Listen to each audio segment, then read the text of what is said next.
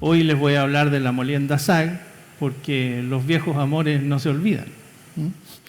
Donde fuego hubo, cenizas quedan, dice. Así que les quiero hablar de este modelaje empírico, que hemos escuchado tanto las palabras modelo, modelo, modelo, pero yo echo de menos la palabra empírico, porque yo sospecho que los modelos que usan no son modelos de fundamentales como la ley de Newton, o sea, están usando correlaciones. Y eso voy a tratar de volver después sobre eso. Pero el problema que enfrentamos hoy es que cada día tenemos más información. Eso es sin duda muy distinto a los años en que a lo mejor el profesor Manzaneda ganaba experiencia. Hoy por hoy tenemos mucho, pero mucho más información, y esa información, que son, yo digo ahí, matrices de datos, en realidad son tensores de datos, bases de datos de muchas dimensiones que realmente pueden llegar, como escuché por ahí la palabra, a infoxicarnos. Es como cuando uno se intoxica con demasiada información, queda infoxicado. Entonces, el asunto es cómo procesamos esta información, porque yo veo que las bases de datos se generan, se acumulan, pero ¿quién está mirando lo que esas bases de datos nos enseñan? ¿O quién está aprendiendo? Yo no tengo el mismo optimismo de lo que he escuchado acá en estos últimos días, de que las redes neuronales o que la inteligencia artificial va a aprender de eso. Yo creo que nosotros tenemos que aprender primero para programar las redes neuronales y todo lo demás. Entonces, focalicémonos en el tema SAG, ¿ya? Si tratamos de simplificar el esquema, al SAG llegan perturbaciones, ya sean de la mina, de donde sea que llegue, hay perturbaciones. Las principales perturbaciones las podemos identificar en lo que se refiere al tamaño de las partículas o a la dureza, ¿no es cierto? Y en SAG, bueno, el tamaño siempre lo medimos por el F80 o por el porcentaje bajo 2 pulgadas, qué sé yo, y la dureza a través de estos índices, el A por B o el SPI, etc. Frente a eso, sorprendentemente, a pesar de lo complejo que es la operación de un SAG, no son muchas las cosas que un operador puede hacer, y ellas fueron mencionadas por el relator anterior, ¿no es cierto? ¿Qué es lo que puede controlar el operador? Bueno, puede controlar el nivel de carga total, el JC. Puede controlar el nivel de bolas, que tampoco es un control dinámico, como ponerle más aire o menos aire a la celda de flotación, ¿cierto? Las bolas se ponen, pero es imposible sacarlas. Una vez que yo decido aumentar, tengo que esperar a que se gasten. La presión de los descansos, que en el fondo es un resultado de lo anterior, lo mismo que la celda de carga. Hay operaciones que tienen celda de carga, otros que tienen presión descanso, y hay distintas escuelas, distintas preferencias de qué es lo que es mejor. La velocidad de giro, los RPM, y el porcentaje sólido. Y con estas pocas cosas que el operador puede hacer, subir, bajar, aumentar, disminuir, ¿cierto?, se obtienen dos, porque en realidad no son tres, se obtienen dos resultados básicos.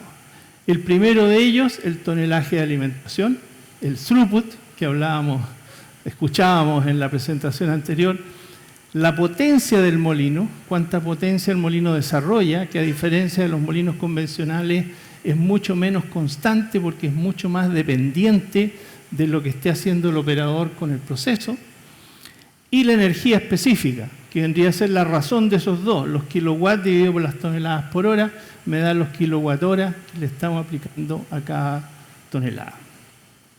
Entonces, ¿cómo la pregunta, la máxima del control de procesos, cómo determinamos condiciones operacionales, acá abajo a la izquierda, requeridas para optimizar la respuesta operacional allá arriba, cualquiera que sean las perturbaciones, porque las perturbaciones se llaman así precisamente porque no están al control de nadie, llegan, hay que manejarlas. Entonces, aquí les voy a proponer una metodología que podría ser calificada dentro de como de un machine learning, pero esto ha sido Jaime's learning, ¿no? Pero me imagino yo que cuando las máquinas hagan procesos de aprendizaje van a tener que hacer algo parecido a lo que yo he hecho. Y dije, para entender esto, me voy a guiar un poco también con el apoyo teórico, voy a descomponer mi análisis en 3 pasos. Y el primer paso, yo dije, todo el mundo habla de la energía específica, ¿ya? La energía específica, los kilowatt-hora por tonelada, es el principio fundamental de la conminución, energía específica. Entonces, voy a tratar de entender qué es lo que hace que la energía específica aumente o disminuya, ¿cierto?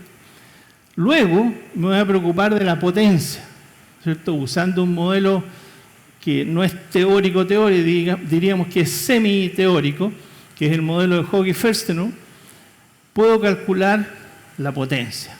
Y cuando conozco la energía específica y la potencia, puedo calcular el throughput, ¿ya? Puedo calcular las toneladas por hora que estoy procesando. Entonces, ese fue mi enfoque. Primero les voy a mostrar cómo logré correlacionar la energía específica, en un caso particular, la potencia, y finalmente cómo puedo usar esas 2 correlaciones, que no me atrevo a llamarles modelos, son correlaciones, ¿ya? Para estudiar lo que determina el tonelaje de un molino, sal. Entonces, partamos por la energía específica. La energía específica, digo, obviamente que la energía específica va a depender del tamaño de alimentación y de la dureza. En este caso puse el A cruz B, el F80, el A cruz B.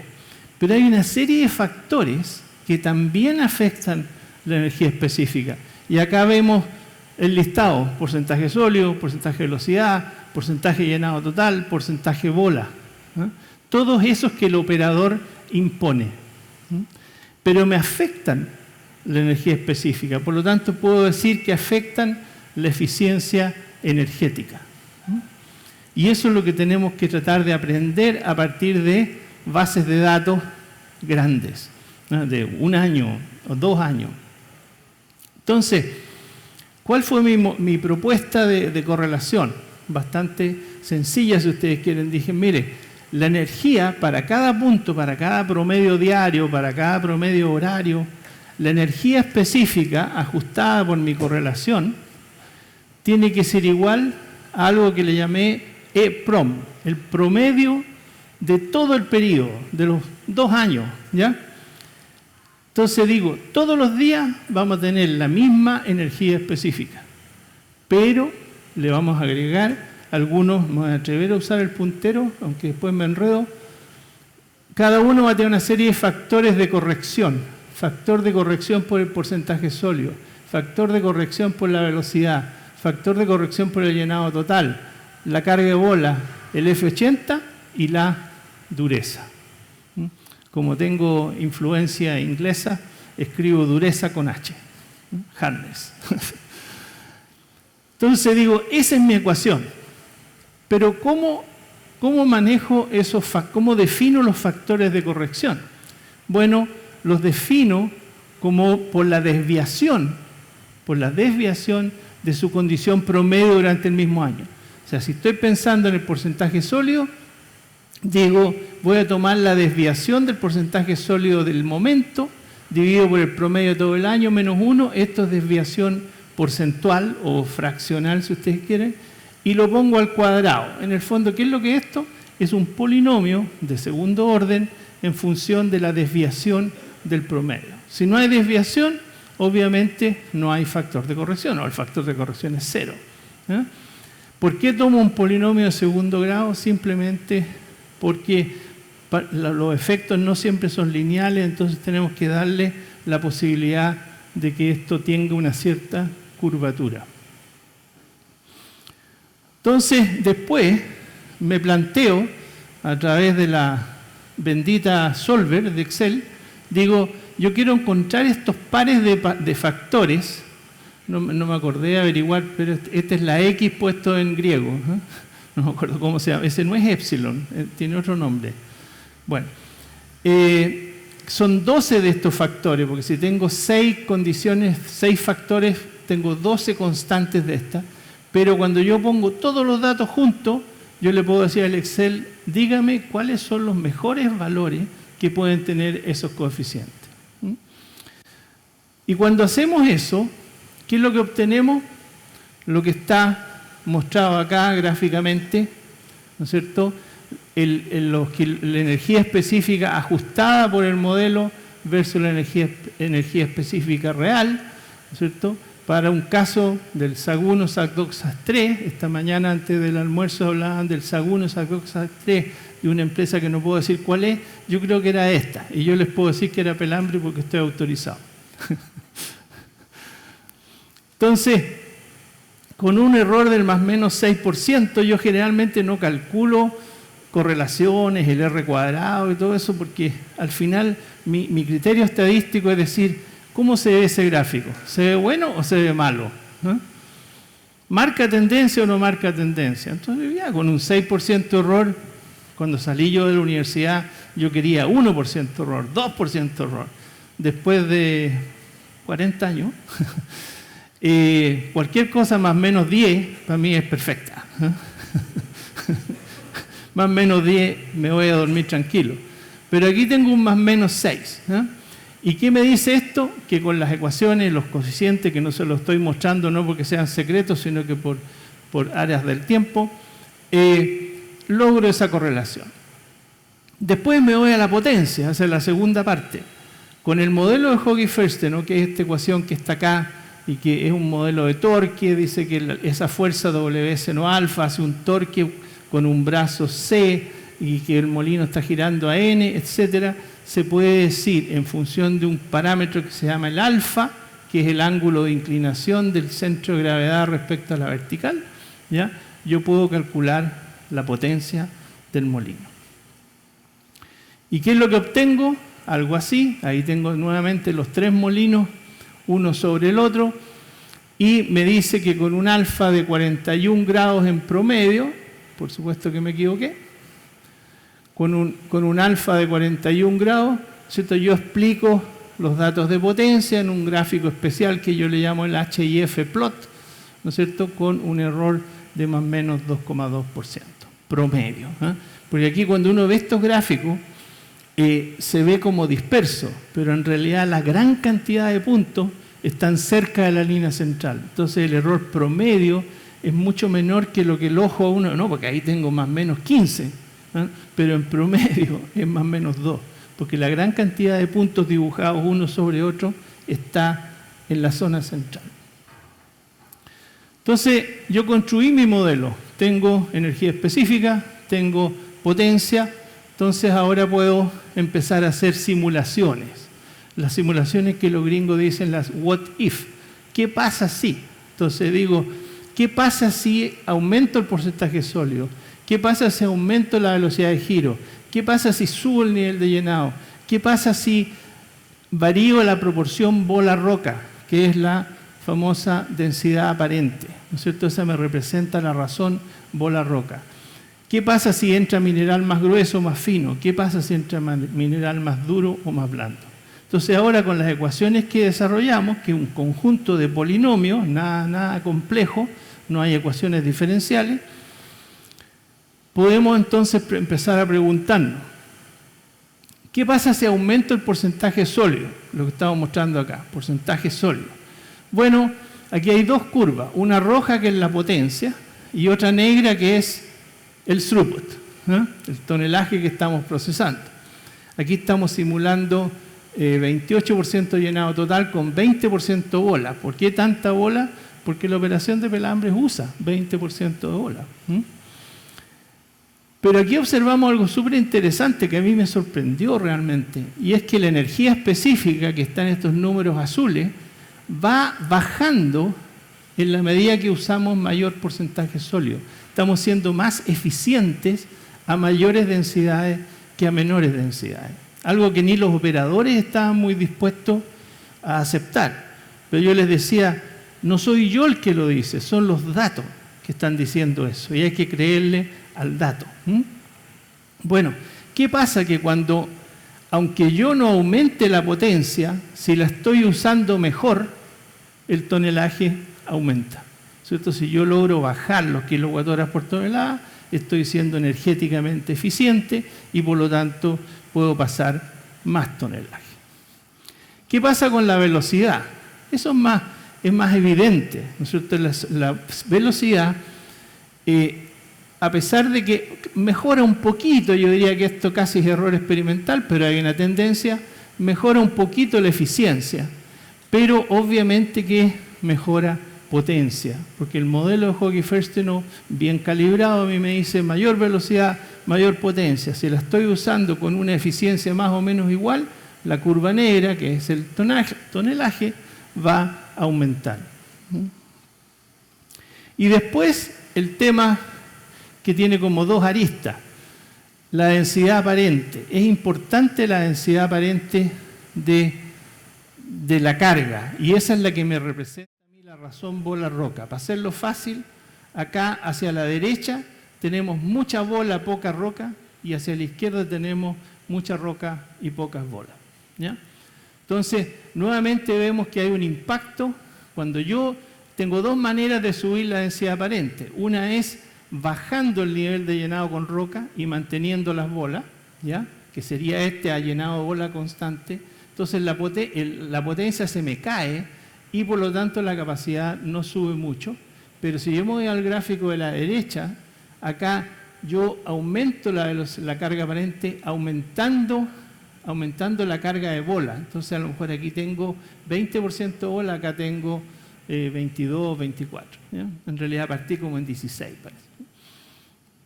Entonces, usted ya llegó aquí ya, pero me queda tiempo. Sola advertencia. Entonces, pero no me queda mucho. Esta es la reducción, o sea, el mejoramiento de la eficiencia, y obviamente gano potencia, la línea roja, gano potencia, la estoy usando un poco mejor y voy a ganar tonelaje. Entonces, resumiendo, hemos visto las tres formas de que el molino procese más, ¿ya? Que sería mayor porcentaje sólido, mayor velocidad y mayor densidad aparente. ¿Puedo generalizar eso a otras operaciones? No, solamente la metodología, porque este es el caso Pelambres y lo he hecho como en 3 operaciones más y no siempre la respuesta tiene las mismas direcciones y las mismas condiciones. Depende de cada caso y esa es la debilidad del modelo empírico, que no es exportable a otras aplicaciones. Lo importante es lo que podemos aprender a través de estos modelajes. En este caso, los datos experimentales fueron bastante claros en marcar una tendencia, que si yo me iba a mayores densidades aparentes, iba a tener un menor consumo de energía específica. Y entonces eso me permitiría procesar más tonelajes. Es un cambio positivo. Ahora, si yo le digo al encargado de la mantención que quiero operar con una densidad de 5, que puede ser 24% bolas, 28% llenado, obviamente que el señor de mantención le va a venir un ataque de caspa, digamos eso. Un ataque de histeria, porque el molino se nos hace pedazos. Entonces, ocasionalmente uno puede que llegue por acá, pero no es la condición media de ellas era esta, pero les recomendamos se fueran por aquí. Que significaba pasar de 20, pasar a 21, 21 y medio, con toda timidez, y ver si la operación lo resistía. Entonces, en conclusión, digo que hay modelos teóricos, yo mismo he publicado modelos teóricos de la molienda semiautógena, pero que requieren gran cantidad de información, granulometrías, etcétera, etcétera. Entonces, ante la carencia de eso, es posible trabajar con correlaciones empíricas que, les repito, solo sirven para ese sistema. Y esta metodología a uno le permite identificar condiciones, niveles óptimos, en el fondo determinar los set points o los niveles de referencia para el sistema de control. ¿Ah? Y, ya se los dije varias veces, esto no puede ser exportable. Y como nos dijo el gran Edward Deming, sin data no somos más que otra persona con opiniones. ¿Ah?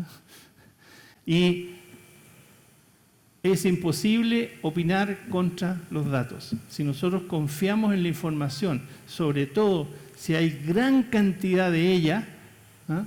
Tenemos que llegó a cero y yo le digo muchas gracias. No, a ti, Jaime. Muchísimas gracias. Fuerte aplauso para Jaime. Jaime nos va...